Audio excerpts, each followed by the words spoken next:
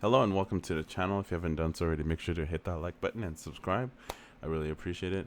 So you guys know that I've been, consistently talking about road rage, and this incident actually happened in about 2019. So just a cautionary tale that, these things does happen. People do lose their life over nothing. You are literally throwing your life away for just a minor thing, minor inconvenience that may happen out there on the road. Just keep calm and just let it go. Just know that, there are way bigger things out there than this minor inconvenience. Whether somebody cuts you off or you're just having a bad day and, that one person might set you off, just think twice before you act because you never know what the other person might do and how they may react. So when you're in a road rage, just try to keep a level head and try not to escalate the situation and just try to avoid that kind of situation and just get away from it as much as possible. And if an accident ever happens, and you're on the phone with 911, at no point at all should you follow that person. Just let them go, get the plate number and just let them go and let the insurance handle it from there because that's what they're for. Even 911 themselves will remind you to not follow that person. Let them go. Don't do it. Because at some point, not the dispatcher will disconnect from that call if you continue to ignore their advice.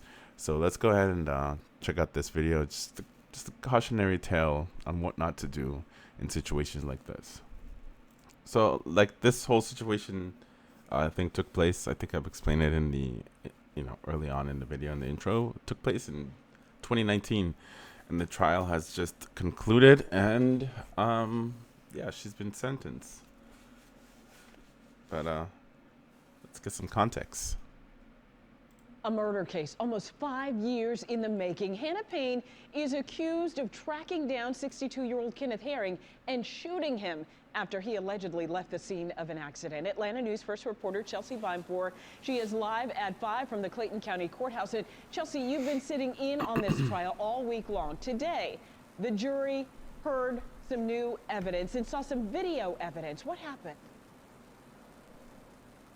Yeah, they saw new cell phone video taken by a witness of that shooting. It's too graphic to show on TV, but they also watched new body camera footage shown by police for the first time, which reveals the chaotic moments that happened after the gunshot rang out.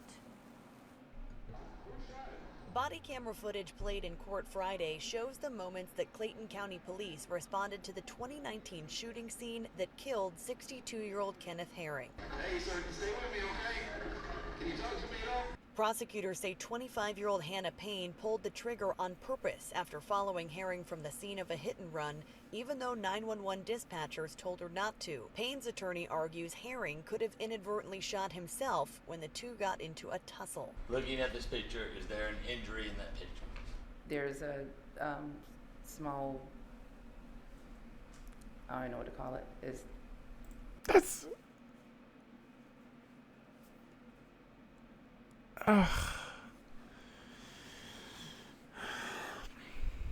mental health is real.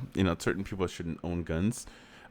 If you, the only times you should ever take out your gun, it's only when you're going to shoot to kill or to defend yourself. That's the only time you should take out that weapon. That's the only time it ever comes out.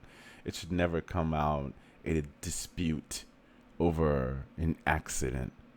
You know what I mean? Just fucking exchange insurance information. That's why you have insurance information. If it's a fucking fender bender, the cops don't even need to be involved most of the time. They even tell you that. Don't call the fucking cops if it's a fender bender unless somebody is seriously hurt. That's the only time the police wants to be involved. Most of the time you just exchange your information and then you go about your day. You go on with your life and then you file your claim and you let the insurance deal with the whole situation. At no time do you try to confront that person. And if they don't want to give you the information, call 911, give them the information, and then an officer is going to follow up and try to get the other person's insurance information. For me, I don't stop people. I just, call 911. If you hit me and you run and I have your plate, I call, I let them deal with it. And then, once my insurance gets involved, and then the insurance is going to pull up that information and find out what their insurance is and go from there. If anything, I have uninsured motorists, I'm good. So either way, I'm going to be covered. So it doesn't matter. So you should never do what she did. She literally threw her life away. Small mark above her lip. Payne's attorney showed the jury photos on Friday of scratches and marks on his client's neck and face that he alleges were caused by Herring. Prosecutors argued they could have been on Payne's body before the incident. We're shocked and appalled that this happened in Clayton County, Georgia. The NAACP has been following this case for 4.5 years, saying that Herring was a victim of racial profiling. Several members of the Clayton County chapter sat in on the trial this week to support Herring's family. Did you see my boy up there in the back? This week to support Herring's family and ensure the victim of racial profiling. Yeah, we see you. We see you right there, dog. We see your ass sleeping. You thought we wouldn't see you, but we see you. We see you sleeping. You're supposed to be paying attention.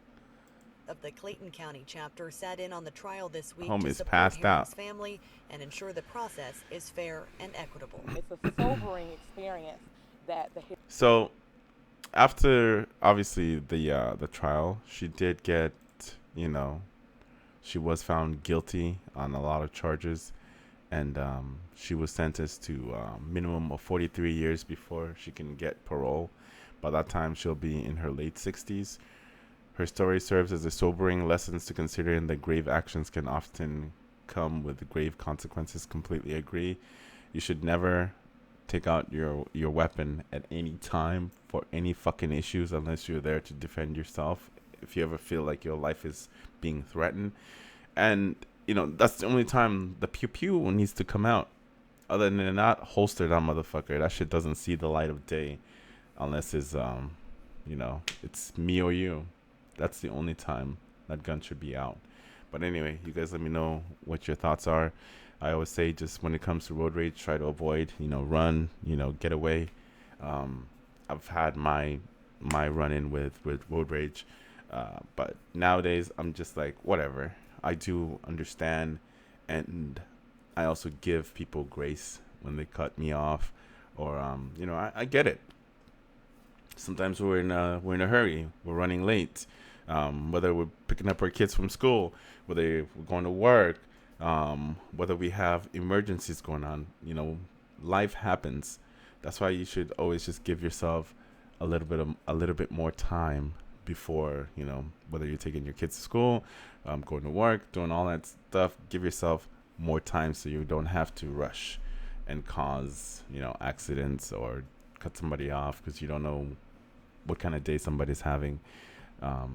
It just takes one incident to have somebody that's just right there 2 seconds away from just going unhinged. So just be careful out there, guys. That's all I gotta say.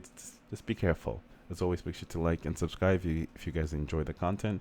And I'll see you in the next one. Have a good one.